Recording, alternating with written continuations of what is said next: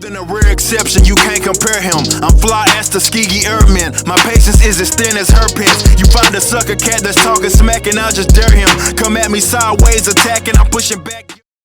Welcome to 3 Count Commentaries. We'll be talking about AEW Dynamite from January the 18th, 2022. But first, we got a couple of news and notes. Tony Khan did an interview where he's still talking about their interest in the process of purchasing WWE and how his family they have they have shown that they can make the big purchases. It's nonsense. It's all just using this whole thing for clout. Just because, even if they could come up with the money and all that kind of stuff, that doesn't mean WWE will have to sell it to them. Again, they just want to sit at the table, and it's been great because it's been part of the marketing campaign for Tony Khan. That's all it is. I'm not too concerned about it at all. Not at all. All right. CM Punk made a joke about MJF and his TV ratings. So apparently MJF won some Mark Award, and he put tape over CM Punk's name on the Mark Award and took a picture. Then CM Punk captioned on Instagram saying you might want to put tape over those ratings so nobody could see those either. And I was like, oof, that's a pretty good gut punch right there. People have been saying that MJF has changed and that they're not really a fan of what he's doing right now. I say I blame the creative. For starters, I blame the fan base, but I also blame the creative. We're going to be talking about this a little bit later. But the creative is just not good, and he fell into the same trap that a lot of guys are falling into where, the crowd really, really wants them. And then as soon as they get them, they kind of don't really want them, not really. Okay. So the final note, at least for now, Regal is, William Regal said that he came to AEW for a different reason. He had different plans. And then over the course of that 7 months, those plans never came to fruition, and he just became talent. I think if you can read between the lines, he probably came there to be a coach, or he came there to be some kind of backstage presence, and he was very quickly pushed in front of the camera. And he talked about, it being very special to him, the Blackpool Combat Club, and getting to work with the guys that he knew. But that's not what he came to AEW for. And that it was a very special time for him, but that's not what he came there for. And it seems that whatever he came there for isn't what they plan to do with him. So that's why he's back in WWE. He also said that he's not going to discuss this whole thing anymore. He's probably going to shut it down for a year. Because, I think technically he still has 1 year under contract with AEW. And he's just being sort of allowed to go to WWE. He's probably got some kind of non-disclosure agreement, some kind of gag order on him too. So, interesting. That's fine. Of course, I guess the last note would be the Jay Briscoe passing away. We'll talk about this more on the live stream, but apparently it was indeed a car accident, and he wasn't wearing his seatbelt. So, I really want to talk about that, but I don't want to talk about it here. Let's talk about it some other time. Let's talk about it on Thursday during the live stream. How about that? All right. Let's get into the show. Okay. All Atlantic title, Orange Cassidy versus Jay Lethal. They put the comedy up first. You got Jarrett, Singh, and Dutt walking through the crowd to have a seat at ringside. Not at ringside, but in the crowd. Because they are forbidden from being ringside. Next thing you know, we got the best friends of Chuck and Trent. They're also in the crowd walking towards, ringside so they can have a seat in the crowd. Danhausen is an usher, and he's checking the tickets of Jarrett and his boys. Meanwhile, there's a match going on in the ring. I mean, I know that the match is not to be taken seriously, but they distracted so much from the match here. Danhausen grabs Jeff Jarrett's guitar. He's running around the ring with it, playing around. And I'm just kind of like, these kind of antics, these are middle of the show antics. Not necessarily the beginning of the show antics. And my notes for this was just writing poor Jay Lethal, you know, just poor Jay Lethal, man. He comes in to be a serious pro wrestler and he's surrounded by dolts. Danhausen, Orange Cassidy, Sanjay Dutt. I mean, Sanjay Dutt is one of the most useless guys to ever appear on a wrestling program. He's top 15, top 20 most useless wrestlers in the business, probably ever. You know, peanut head, no charisma, no talent, no good matches outside of maybe one of them Ultimate X, wham bam, thank you man, everybody fall all over the place matches. Nobody ever clamored to see Sanjay Dutt anywhere. I cannot believe that they still pay Sanjay Dutt to perform professional wrestling in any capacity, even as, and god damn it, how does he even have the personality to be a manager? I wouldn't trust this dude to manage my lawn. I would not trust him to manage making smoothies in the kitchen with nothing but fruit. This guy fucking sucks. All right? He sucks. And he sucked for a long, long time. And I'm going to remind people every single week that he's on TV that he sucks. All right? Jarrett also sucks. But he's Jeff Jarrett. He's kind of grandfathered in at this point. They did some more goofiness after Orange Cassidy won the match. It was just all goofy stuff. This match was so goofy. And everything about it is goofy because Orange Cassidy is goofy. It's terrible. Top Flight defeated the Young Bucks. And everything looks the same. Young Bucks match. I'm surprised. Not by the big upset of Top Flight winning. I'm surprised nobody in Top Flight got injured. I think we should all just stand up and give a round of applause for Darius and Dante for working a match and not getting hurt. Start the clock on the next Top Flight injury. Let's see. But, you know, I'm joking, of course. Both of these guys are very young, and neither one of them have any charisma or personality, which is what gets you over in this business, except for in AEW, where if you've got a heartbeat, you're over. They'll clap like trained seals for anything. Top Flight's been around for 2 years. You know, it feels like a new age Private Party. Like, remember when everybody used to love Private Party? When they were the guys out there doing all the flippity doodads and super duper leg drops, and they were doing all the stunts with Young Bucks. They were trading stunts with the Young Bucks, and everybody was like, oh, Private Party, they were going to be so special. They're going to be ruling the tag team. The Young Bucks even did a job for them. Oh, they're going to be running the business. Yada, yada. Where's Private Party right now? Are they alive or dead? They're not even important enough to put on a milk carton. Where are they? Have you seen them? Tell me, have you seen them? Well, tell me, have you seen them? I ain't seen them. Top Flight beating the Young Bucks means nothing. I know that the AEW fan base thinks that this is such a big deal. Look at Action Andretti. He beat Chris Jericho. Has he been, I guess he's been featured on the show. He had no follow-up match. He is in a follow-up storyline, but he hasn't really involved. He's kind of like a sidekick. He's like Ricky Stark's, his shield maiden. You would think that you would give a guy a big win, and then you would capitalize on it by making him feel important, But when AEW doesn't really develop characters, it's very hard to do, You have to make these people interesting to watch. Top Flight is fun to watch them do all their flips and dives and everything. But then after that, what? Before that, what? It's, I don't know. It just is what it is.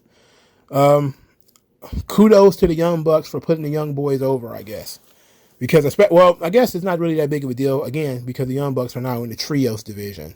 So it's basically just the Young Bucks going out there doing all the flips. And it is what it is. If you like the Young Bucks, you like this. All these guys do is basically, when you were a kid and you played with your action figures, you pulled back the top rope and you let it go, and Ultimate Warrior went flying through the air, crashing into Jake the Snake Roberts. That's basically all this shit is. All right, so the Guns, they had a in-ring segment where they screamed about making the Acclaimed popular and screaming about giving the Acclaim their dad, which I was like, oh God.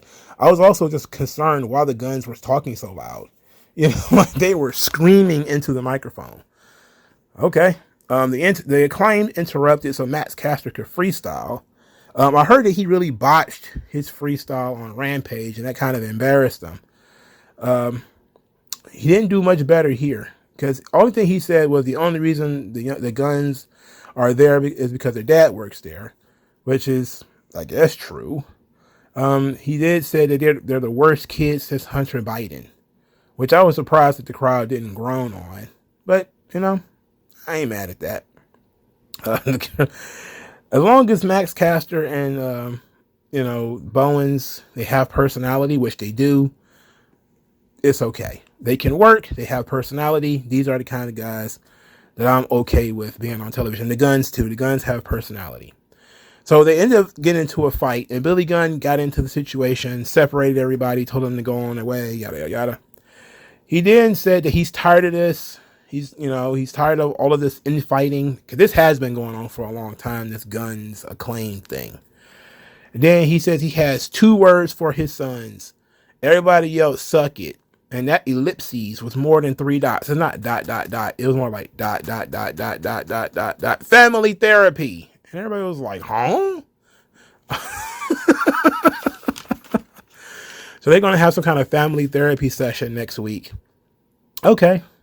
Look, they're trying to do character stuff with the Guns. They're trying to do character stuff with the Acclaim. They're trying to do character stuff with Billy Gunn. Even if it doesn't hit, I will appreciate that they're trying to do character work on AEW.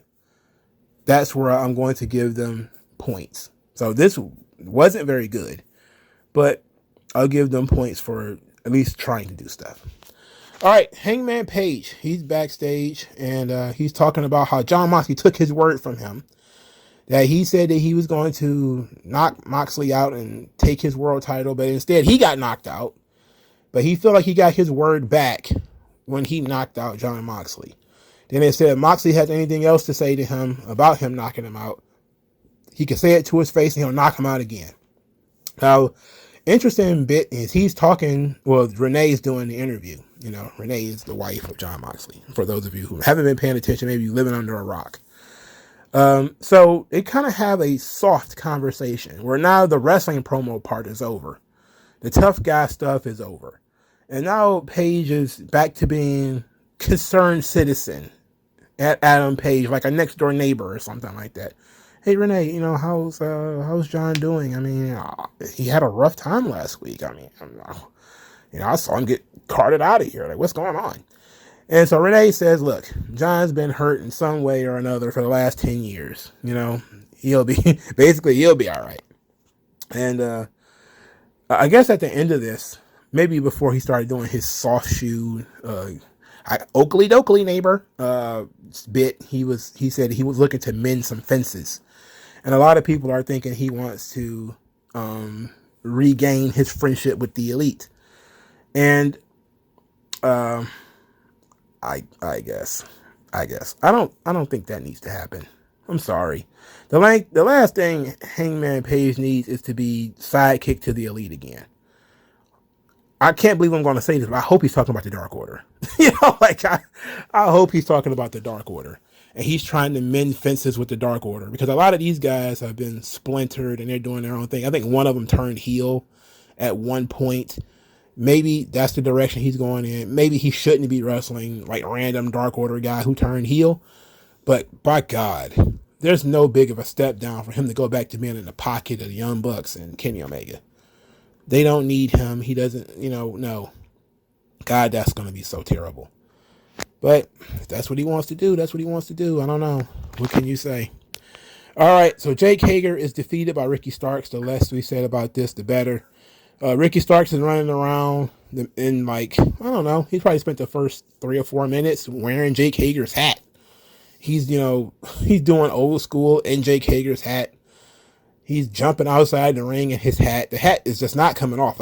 He's just doing regular stuff, but the hat staying on his head until Hager just hauled off and kicked him in the face. I think that might have been the same. Well, it wasn't the same kick that ended Dolph Ziggler's title run, but I think it was eerily similar.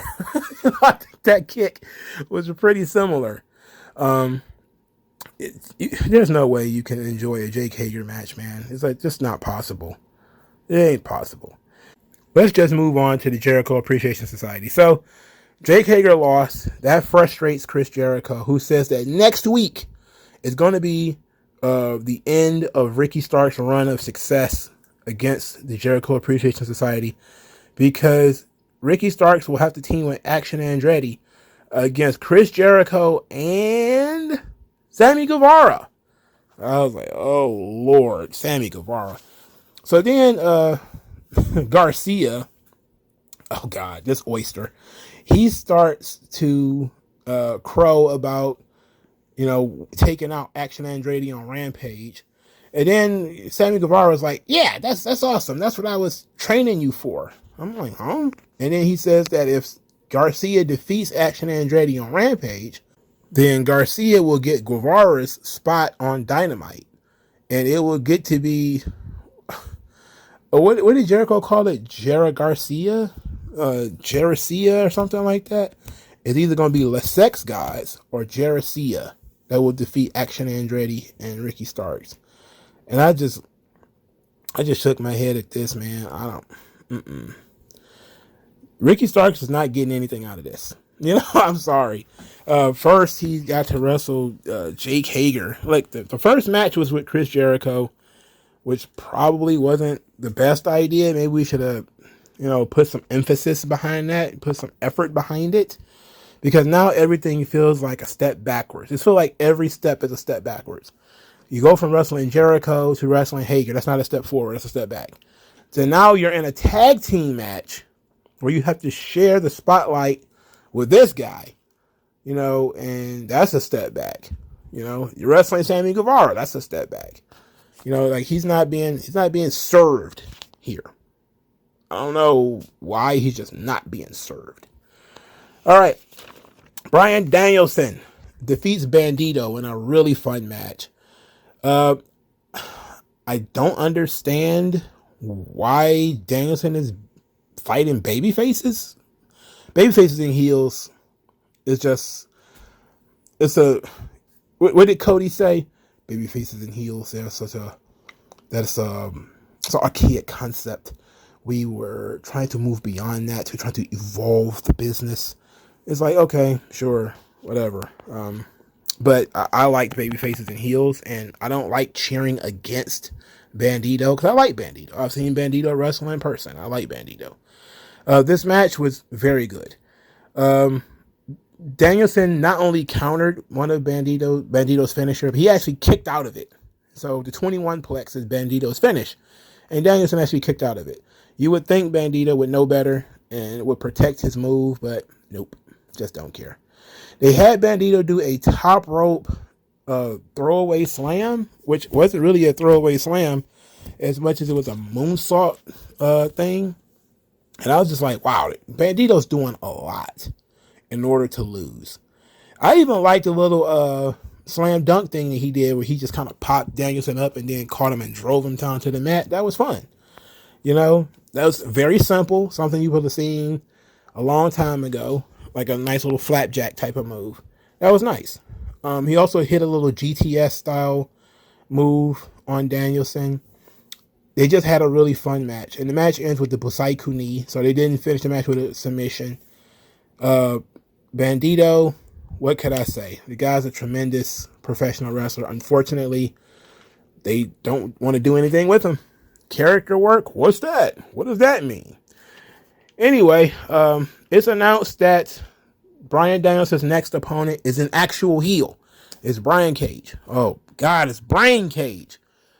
Oof. I just can't catch a break.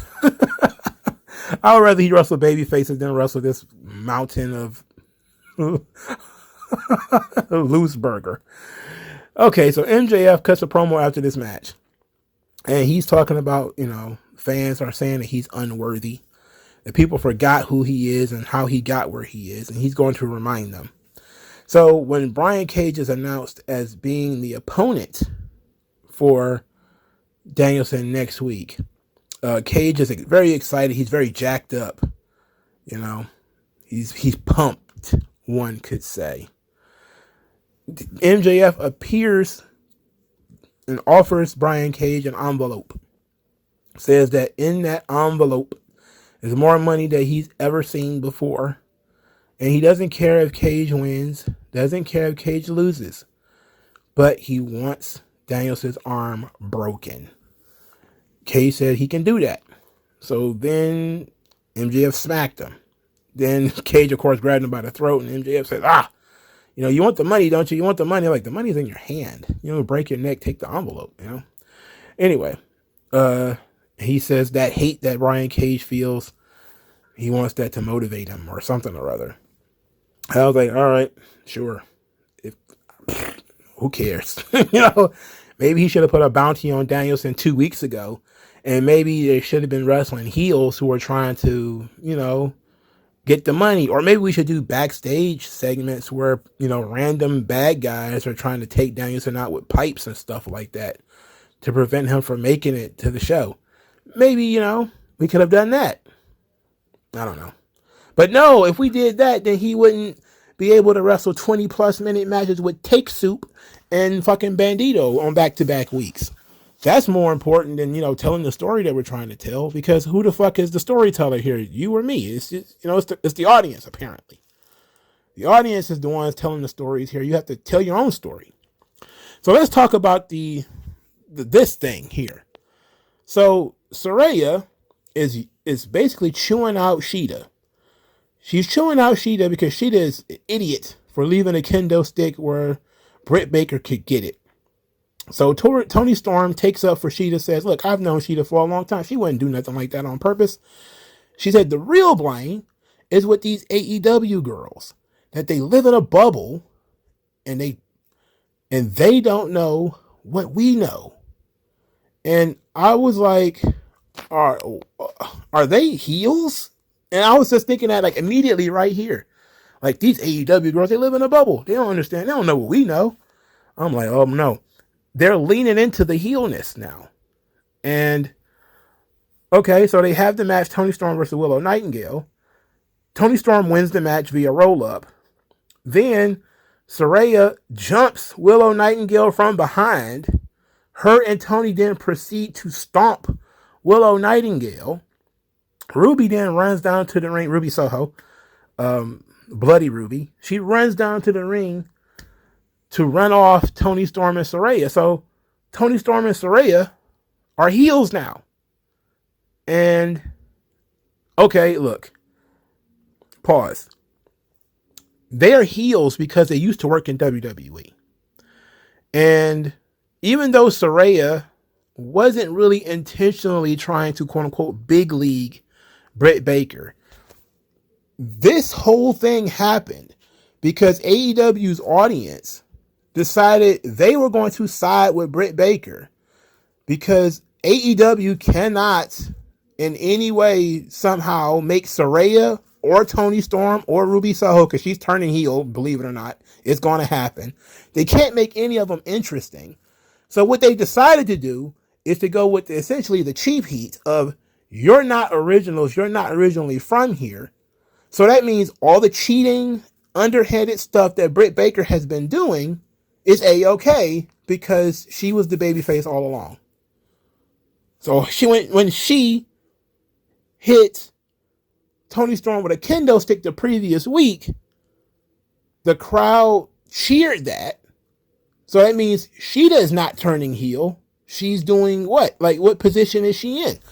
If she's with the originals, which she should be, it's not a heel turn.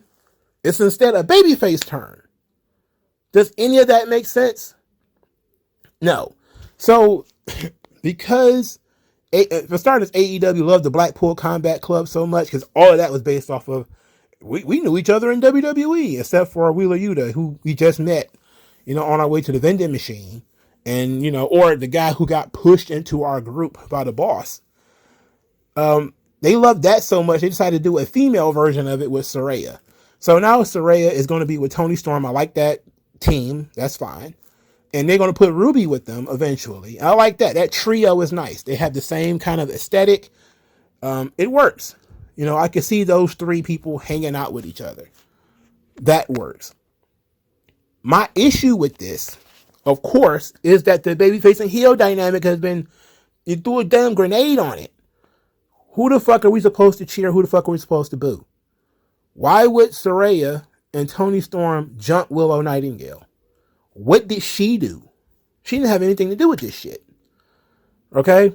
I'm guessing we're just going to say Willow Nightingale is an AEW original. So she's automatically going to be teaming up with Britt Baker and Jamie Hayter. Why? just why? Why? Because the only thing they have in common is that they work in the same place. Well, everybody works in the same place now. So they're trying to create some kind of female version of the NWO where Tony and Saraya are the outsiders and Britt Baker and Jamie Hayter are what? Sting and Lex Luger?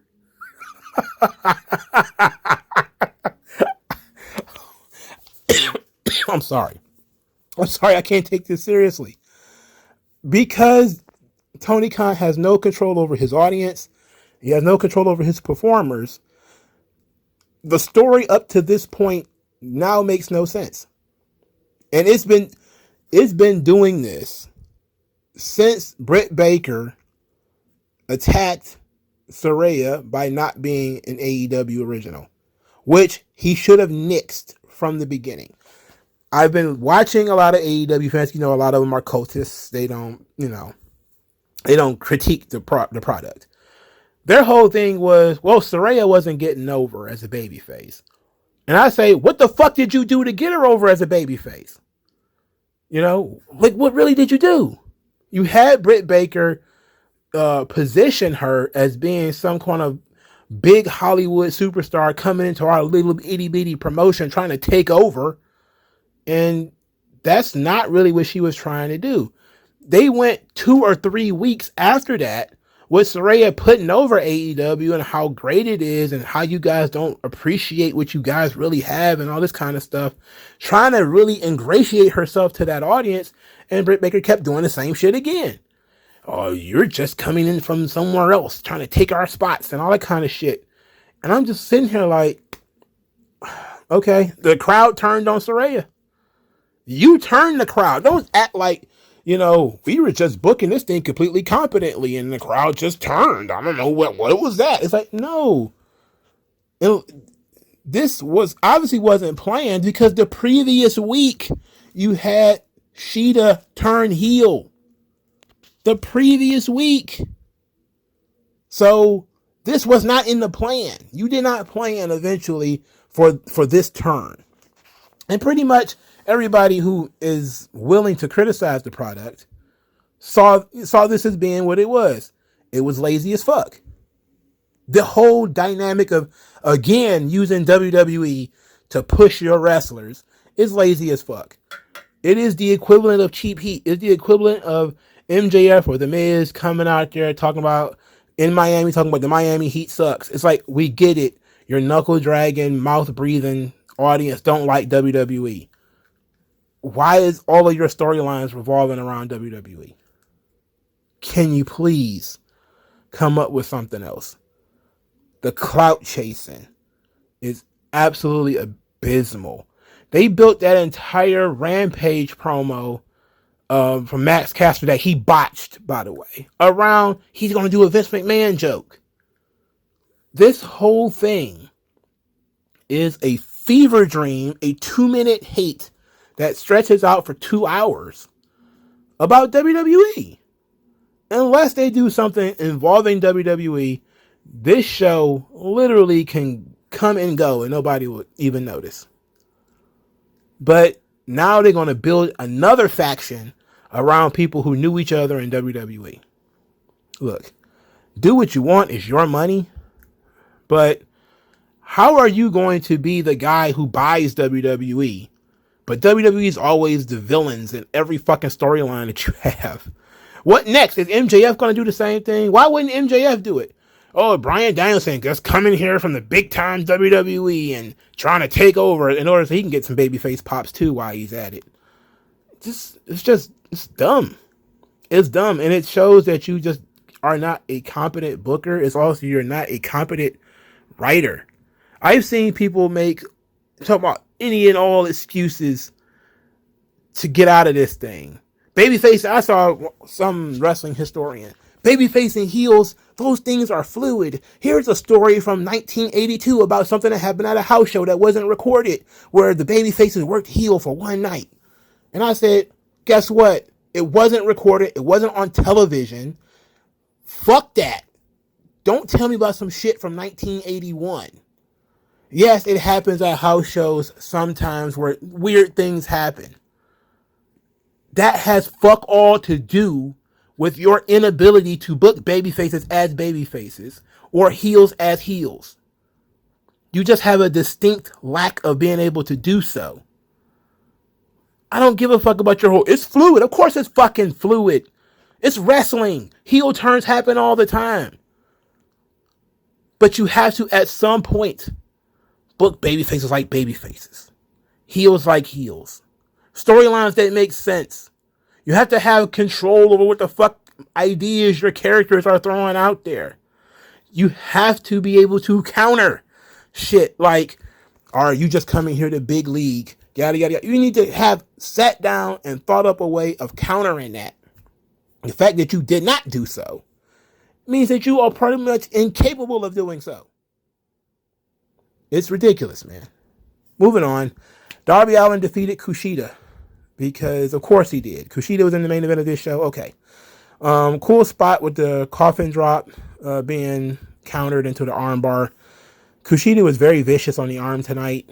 But this ain't going nowhere because unless Kushida gets a job, which he might have one by the time this video goes up, it was just random, quote-unquote, dream match.